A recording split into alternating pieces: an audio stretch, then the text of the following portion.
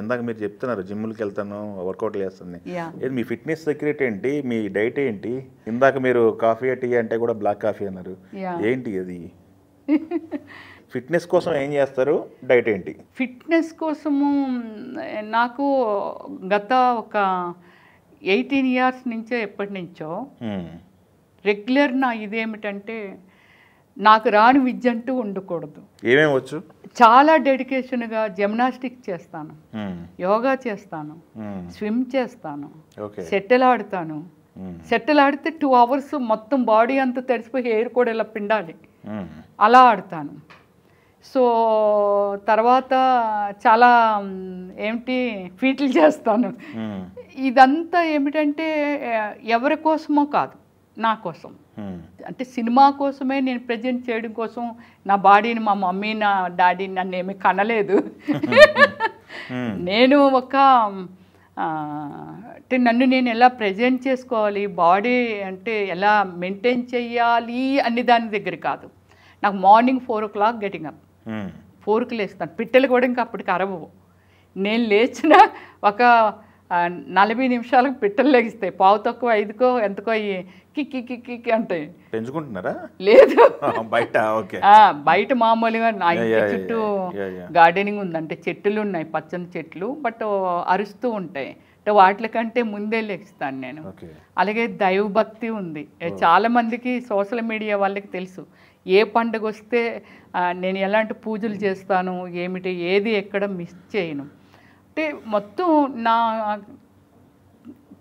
కెరియర్లో నేను ఏమనుకుంటానంటే జన్మ ఒక్కటే, ఒక్కసారే పుడతాము, ఒక్కసారే చనిపోతాం. తర్వాత జన్మ అనేది మనం చూడనిది.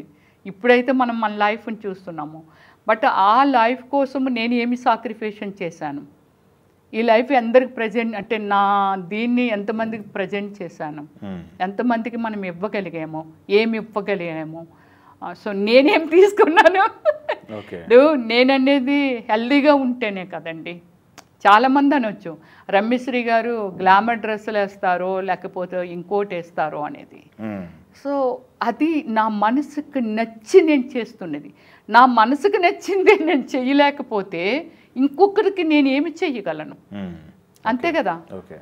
నన్ను నేనే ప్రజెంట్ చేసుకోలేకపోతే ఇంకొకరికి ఎలా ప్రజెంటేషన్ ఇవ్వగలను? అందువల్ల చాలా తప్పు. వాళ్ళు వాళ్ళ కన్వీనియంటు, వాళ్ళ డ్రెస్సింగు. ఒక్క వర్డ్ బోల్డ్గా చెప్తాను. ఒక కంట్రీలో 2 కంట్రీస్లో నేను ఫేస్ చేశాను. మామూలు గెట్ టుగెదర్ జరుగుతుంది. వెళ్ళిన సెలబ్రిటీస్కి వాళ్ళు డిన్నరు, వాళ్ళ ఫ్యామిలీస్ అందరూ వచ్చారు. అందరిలోనూ ఒక పర్సన్ అన్నారు, చీర కట్టే ప్రతి ఆడది పతివ్రత కాదు, అలాగని మోడ్రన్ డ్రెస్సులు వేస్తున్న వాళ్ళందరూ చెడ్డవాళ్ళు కాదు.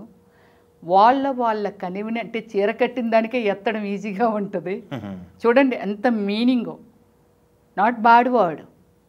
అంటే మనం కొంచెం మోడ్రన్ డ్రెస్సులు వేయగానే లుక్ మనకి ఇలా డ్రెస్ వేసిందా అని మారిపోతుంది.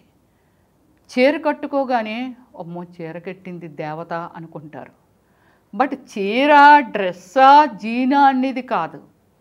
వాళ్ళ ఏమిటి వాళ్ళ పాజిటివ్ థింకింగ్ కానీ, లేకపోతే వాళ్ళ ఒక యాపిల్ చెట్టు అంటే యాపిల్ చెట్టే, చెట్టులు రకరకాల. అలాగే ఏమిటంటే నేను ఆలోచించే విధానం ఏంటి, నేను నా ఆలోచన విధానం కానీ లేకపోతే నా ప్రజెంటేషన్ కానీ, ఈమె ఉనికి ఒక అబ్జర్వేషన్ చేస్తే ఈమె మెంటాలిటీ ఏమిటి, నాట్ ఓన్లీ మీ, ప్రపంచంలో ఎవరినైనా అంతే. ఓకే. ఎప్పుడో నేను విన్నానండి, జ్యోతిలక్ష్మి గారు సేమ్ లైక్ నన్ను నేను చూసుకున్నట్టు ఉంటుంది. ఆవిడ గురించి చెప్తుంటే నేను ఎప్పుడు ఆవిడతో నేనేమి వర్క్ చేయలేదు, ఆమె జనరేషన్ కూడా నేను కాదు.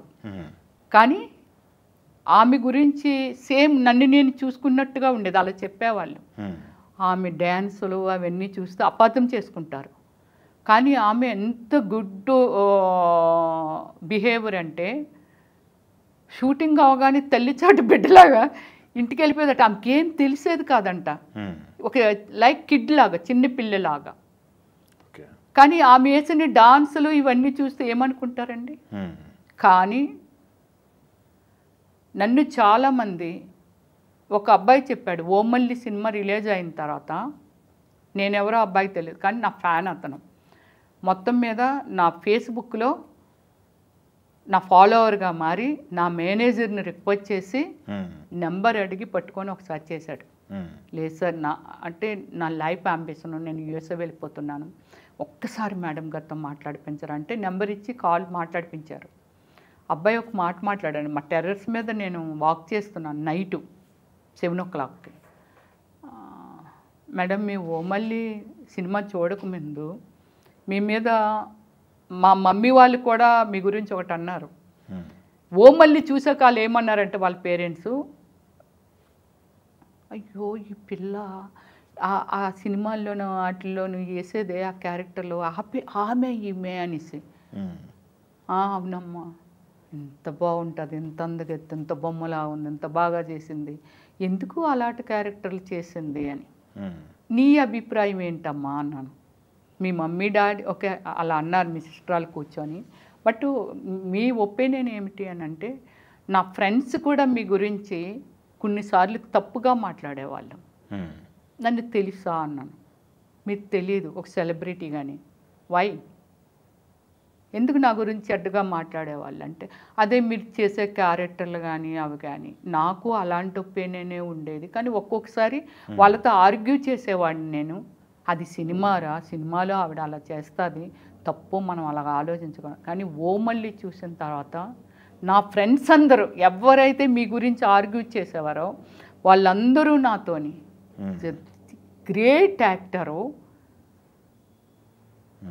బాబు, సినిమా అంటే నేను ఒక డబ్బులు తీసుకొని నువ్వు ఒక సాఫ్ట్వేర్గా అమెరికా వెళ్తున్నావు, నీ కంపెనీకి నువ్వు వాళ్ళు చెప్పినట్టుగా నీ ప్రజెంటేషన్ ఇస్తావా, నీకు నచ్చినట్టు నువ్వు చేస్తావా, ఎనీ వర్క్ అంతే, డైరెక్టర్ చెప్తా చేయాలి మనం, అంతే, ఎనీ ప్రొఫెషన్. నాకు డైరెక్టర్స్ అలాంటివే ఇచ్చారు, అవే చేశాను. నేను కళ కోసం కళని నమ్మి ఇండస్ట్రీకి వచ్చానయ్యా. నా ఇష్టం అంటే డైరెక్టర్ ఏది చెప్తే అది చెయ్యాలనే కదా నేను వచ్చింది, అందుకని నేను రిజెక్ట్ చేసే ప్రసక్తే లేదు. అందుకని నేను ఏది చేసినా ఒక కళ కోసం చేశానే తప్ప నా ఎక్స్ట్రా లైఫ్లో ఇంకా బయట అనేది నేనేమైనా చేశానంటే, అయ్యో లేదు లేదు మేడము అన్నాడు. అంటే అంత బాధపడిపోయాడండి. Nice talking to you madam, మీతోని నేను వెళ్ళే ముందు, అమెరికా వెళ్ళే ముందు మీతో మాట్లాడటం అనేది, ఇక్కడి నుంచి అలాంటి క్యారెక్టర్ చేయకండి అంటే నేను చేస్తాను అన్నాను. అది కళమ్మా, నీ ఉద్యోగం గురించి చెప్పాను కదా, సేమ్ లైక్ ఇది కూడా మై ప్రొఫెషన్. నా ప్రొఫెషన్లో నా బాస్ ఎవరైతే ఉన్నారో ఆ బాస్ ఏది చెప్తే అదే చేస్తాను.